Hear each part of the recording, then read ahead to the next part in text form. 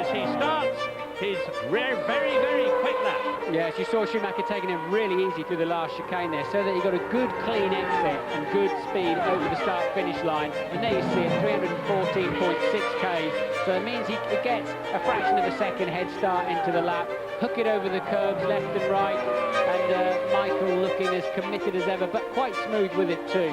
Stay inside here, there's a lot more grip on the inside, and in fact running a bit wide, had to correct the car, and that compromises your turn into Dunlop, leaves you running a touch wide in the top, and Michael looking like he's getting pretty near the limit on this Ferrari. Doesn't seem such a clean lap to me as some of his early ones. Let's see what happens as he goes over the timing clean. He is a 10th up, so Michael, that commitment. Hi, I'm Mike Sheehan. This is my daughter, Colleen Sheehan. I've been selling Ferraris for about 47 years, and Colleen's been selling them for about 10 years. So over the years, we've sold thousands and thousands of Ferraris. And because I used to race in IMSA, Trans Am, Camel Lights, Barber Saab, Mazda Pro, we specialize in race cars and have sold a lot of race cars over the years. This is a Ferrari F300 we've just sold to a client. So here's a short video explaining the car. And this car, it's a 1998 Ferrari Formula 1 car. What makes this car special is it was driven by Michael Schumacher. And although it was driven by him, it was purely a test car. It wasn't an actual race car, so it wasn't race competitive. So it sold for well into the seven-figure range. And if it was an actual race car and if it had won any big races or a championship, that number could easily go up by 50 to 100%. So we want to tell you a little bit more in detail on these cars because we've sold so many throughout the years.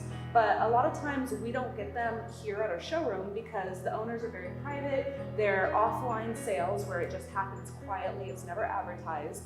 And the car will go from seller to buyer directly without ever reaching our doors.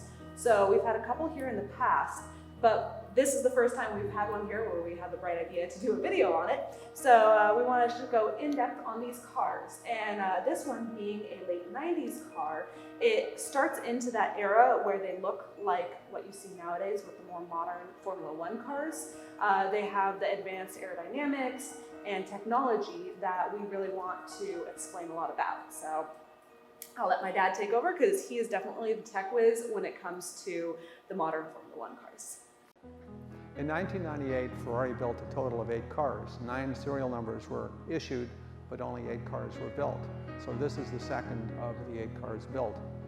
This car was tested by Nicola Larini, it was tested by Luca Badour, and of course it was tested by Michael Schumacher and Eddie Irvine over the year.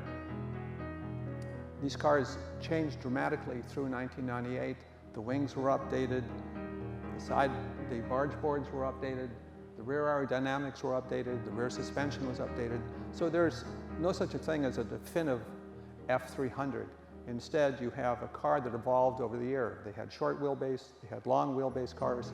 So tracking these cars is really technically interesting and never-ending complex. They're the same. No two are the same, no. Yeah, and what they do is throughout the year, or throughout the test season, they start with one car and Schumacher or Irving or somebody would drive it and say, I don't like this, I like this, and then just do all the upgrades. So that's why it kept evolving is, because technology was so much more advanced than it had ever been, they had the means to really test the aerodynamics and take the feedback from the drivers and make all those changes and just try and make the ultimate driving machine. In 1998, Ferrari used Goodyear tires. These are simply a set of what Avon tires are on it now. So the testing was to develop the Goodyear tires. The testing was to check on computer flow dynamics. Today, race cars are tested on computers, simulators, and then parts are made, they're then tested in wind tunnels, they're then taken to the track. So this car over the year would have had different wings, different sideboards, different updates on the Goodyear tires and so forth. Originally, all of these cars are V10s. When the V10 era began in 1995, the engines were good for about 700 horsepower, about 17,000 RPM. By the end of the V10 era, they were good for about 900 horsepower at 19,000 RPM. This car, after it was sold, had the engine updated. So the original engine in this car would have been in the 750, 800 range. The updated engine is probably in the low 900 range. Ferrari obviously doesn't hand out dyno sheets when they supply engines. And it's really crazy to think, 900 horsepower, and it could rev up to 17, 18,000 RPM. I mean, your average car that most people drive on the street redlines at like 8,000 if it's a more high performance car. So being able to rev over double that is, it's crazy to think the technology that goes into it, the testing, every little detail has to be thought out perfectly or you get some big mistakes. Today, Ferrari runs something called F1 Clienti. And so if you have enough money and the inclination and the driving experience, you can buy a car like this and Ferrari will run it at a series of races around the world. They're very private events.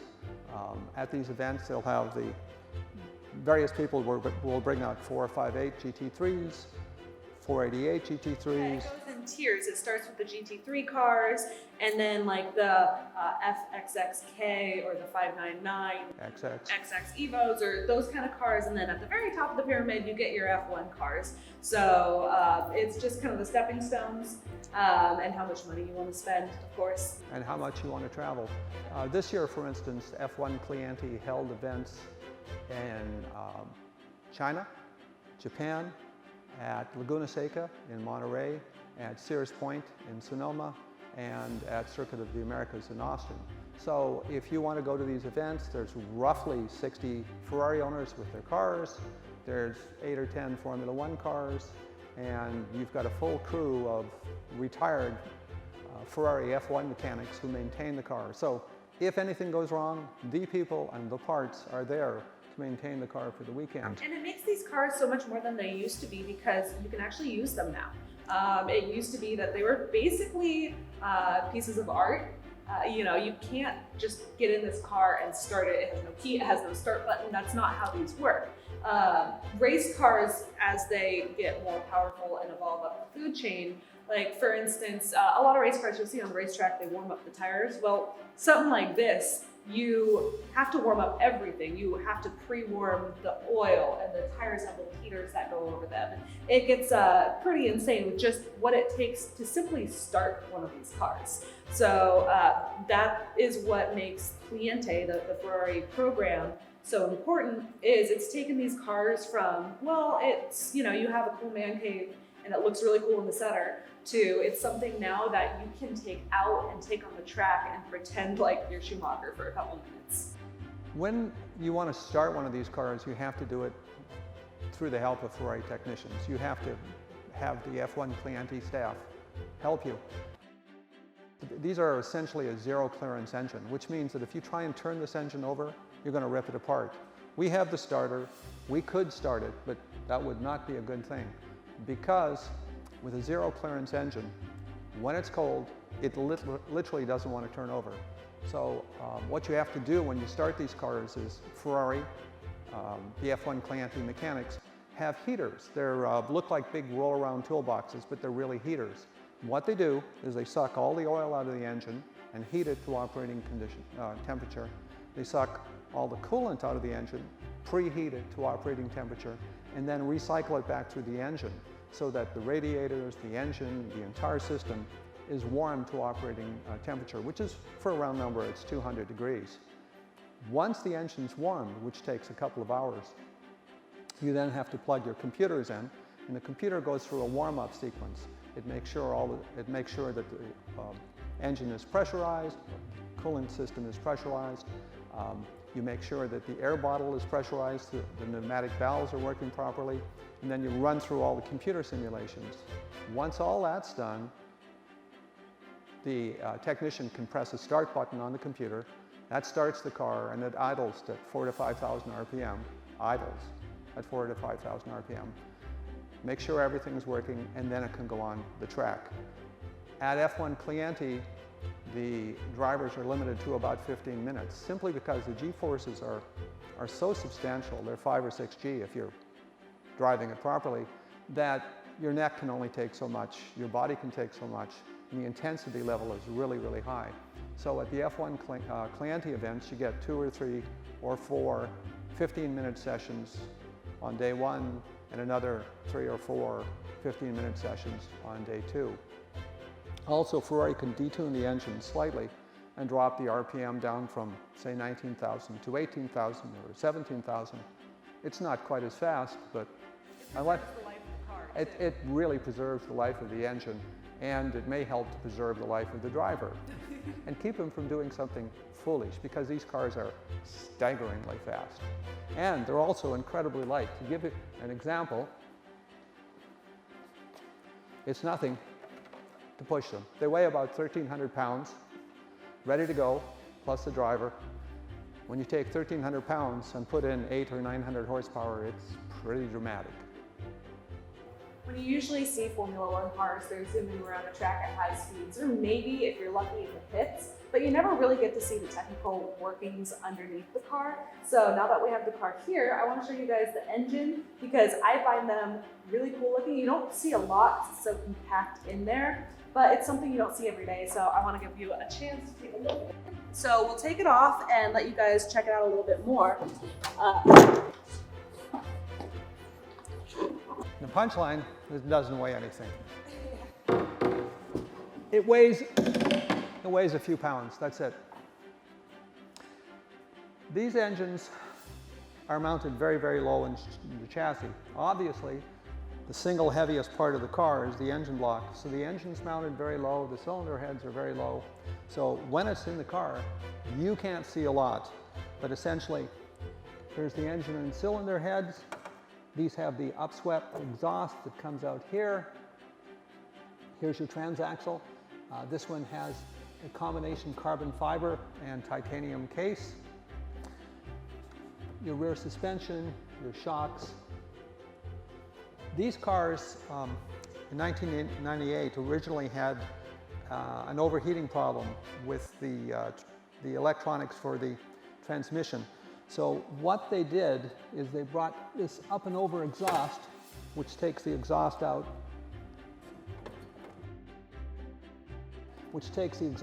here, taking the heat away from the transmission.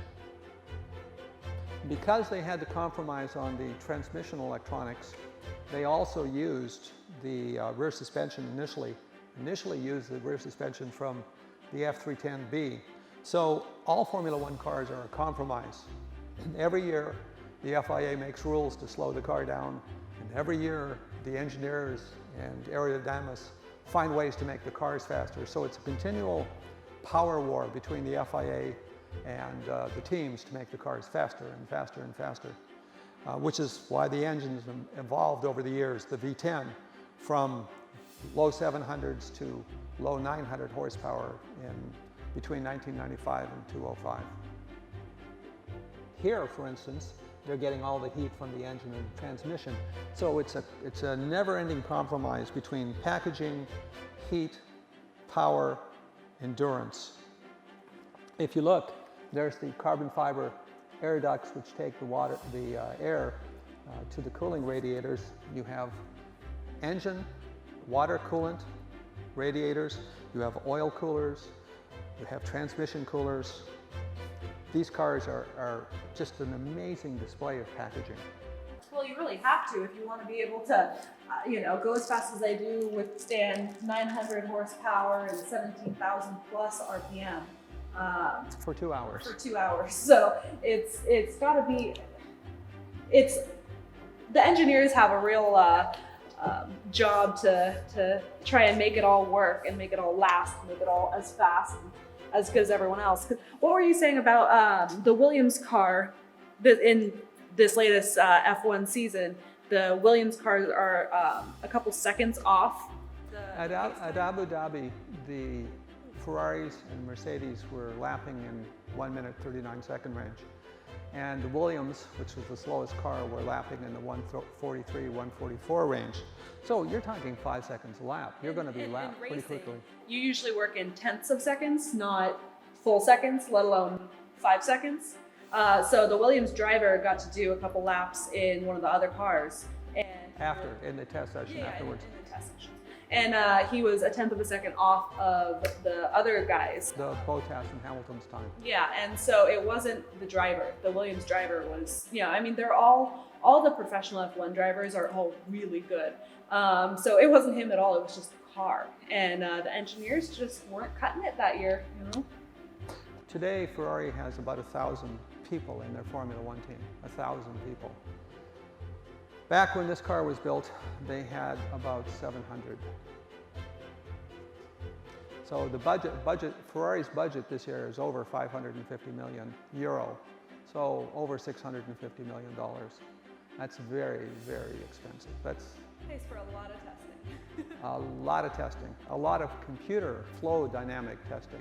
That's the thing about cars nowadays is, back in 60s, 70s, 80s, it was build a car, get out on the track, see how it goes, and see what revisions you want to make. Nowadays, everything is done on computers long before it's tested in real life, and you have a very accurate sense of what the car's going to do, how it's going to handle, all that kind of stuff before the car is even built. Yeah, that is correct. The computer flow dynamic simulators will give you a pretty good idea of how your car will perform at every track. So you'll know within a second of a lap what your car is capable of before you build it, which is pretty impressive. Everything on these cars is built to be super lightweight. So this is the engine cover, and it's one solid piece of carbon fiber, and it's super lightweight, it weighs nothing. It's a very expensive piece because to build this and mold it is not the easiest thing in the world, but it makes, it's a couple pounds out of that, And just like everything else on this car, the tires are also super lightweight. So, like my dad was saying, the FIA made rules to try and slow the cars down. So these are rain tires, but they also, the FIA mandated that they race on roof tires occasionally just because it slows the cars down a bit. So this tire weighs nothing. It's about, I think we weighed it, it was about 25 pounds. And my tire, I have to lug it around just the tire without the rim. This thing, I mean, if it wasn't like awkward, I could pick it up with one hand, no issue. It's so light. And that's a rear, not a front. Yeah, this is actually the rear, which is bigger. The front tires are even lighter than this. In Formula One, they always have two steering wheels. There's basically just the steering wheel. So for putting around the pits and whatnot, you just have a basic steering wheel that pops off the car and pops on, and it just turns the car. Now, the actual race steering wheel is very advanced. It has all the buttons and knobs and stuff to track the car. It has the paddle shift on the back. And then it also, because these are two-pedal cars, so they don't have an actual clutch pedal. So these right here, the silver knobs or silver paddles are your clutch. So you hold this down, like at the beginning of the race, you're Michael Schumacher, you're sitting there, hold the clutch down, you rev the engine up, you drop the clutch, and you're off. And they continued that into the modern day. That's why 430s and modern Ferraris, they're called F1 paddle shifts, because that's where they got it from. Ferrari paddle shift was originally supposed to be introduced in the 1988 season, but it wasn't ready. So the first paddle shift Ferrari Formula One car was 1989. Nobody else had thought of using a paddle shift. Everybody had a manual shifter. So in 1989, Ferrari had by far the most sophisticated transmission. It was simply bip, bip, bip to change gears. That allowed a narrower chassis. That allowed for better aerodynamics. So it was a quantum leap forward. The problem is the electronics on the transmission weren't that well sorted. And so in 1989, the first race of the season, Nigel Mansell won. He absolutely devastated the competition. But after that, the car kept failing and failing and failing. And ultimately, the problem was traced to essentially the alternator and fan belt. To make the engine lighter, Ferrari had reduced the amount of main bearings on the crankshaft. And so the crankshaft would actually whip at high speeds. That would cause the front pulley to distort. That would cause the alternator belt to be thrown.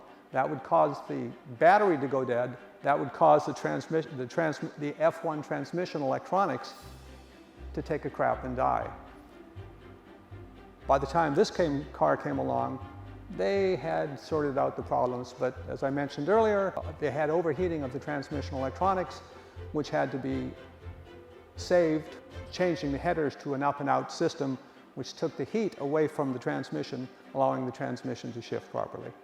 What's interesting about the steering wheel is it sells Marlboro right here. But F1 cars aren't allowed to advertise cigarettes. Marlboro has been a major sponsor of Ferrari and lots of other teams for many, many years. So how do they get around cigarette advertising? If you look at this, it's a barcode. And it's a barcode for Marlboro cigarettes. If you look on the engine lid, if you look on the rear wing, same thing. All of these are Marlboro barcodes. And it also has the red square and then the white triangle underneath your iconic Marlboro logo. Here and here. Yeah, while they're not technically allowed to have the word Marlboro, they have the signage for it. So to those who have been F1 fans forever, you know that that's what it is. It's all the little, loopholes around the rules. It's called sponsorship money. Lots of sponsorship money. If you look at the front of the car, the wheels look like aerodynamic barn doors. Looking at the car from the side, you don't really see that. But from the front, you realize that they're really aerodynamic obstructions. Most people think that the front wing is meant to provide downforce. But really, the purpose of the front wing is to direct air around the car and create low pressure areas for downforce. So this is an early car. The modern cars are much more sophisticated. But basically, this directs the air around and over the tire. This directs the air up. We then have barge boards, which keep air from underneath the car. And then we have the V-keel at the front, which causes the air to flow around the floor, creating low pressure areas, so that most of the ground effects of the car come from the floor. These direct air over the rear tires, again creating low pressure areas. The exhaust is called an up and out exhaust, and the exhaust directs air onto the wing. The high speed air helps with downforce. And then at the back of the car you have the venturi, which of course creates a low pressure area and sucks the air from underneath the car. Air does not bend more than 7 degrees.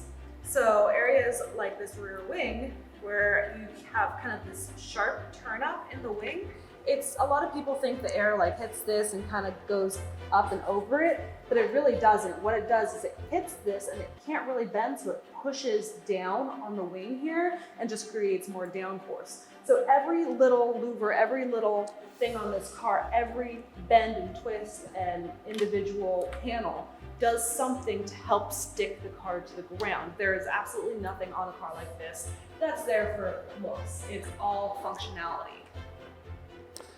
Because the engine is a spec engine, it has to be a certain size, it has to be a certain configuration, there's not a lot of difference in horsepower between the various teams.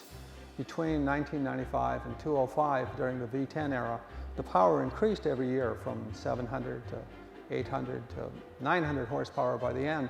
And the RPM limit went from 17,000 RPM to 19,000 RPM. So the aerodynamics are actually more important than the engine.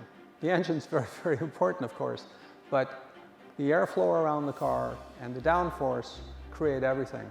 Another big problem, of course, is you have to put heat into the tires. So tires operate in a very, very narrow heat range. And this car, because it's 20 years old, doesn't have any provision for heating the tires other than physical interaction with the ground.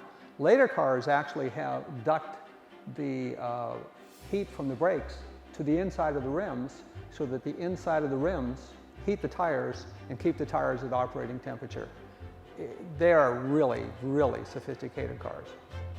So everyone knows that these cars are very small and you kind of have to be a small person to fit in it. But it's amazing how tight these cars actually are.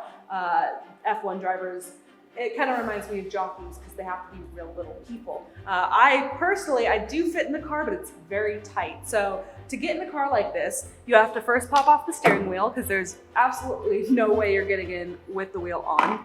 And then you fit in the car.